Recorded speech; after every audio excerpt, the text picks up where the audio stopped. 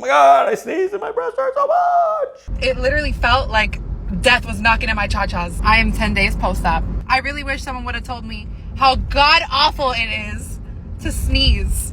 So this particular lady, obviously very dramatic, and I kind of get the feeling that she's kind of exaggerating like how bad it is to sneeze 10 days after a breast augmentation. Normally 10 days after surgery, not only would you be fine sneezing, you'd be fine actually going to work and working an office job. And so my thought about this is that this lady wants some serious attention.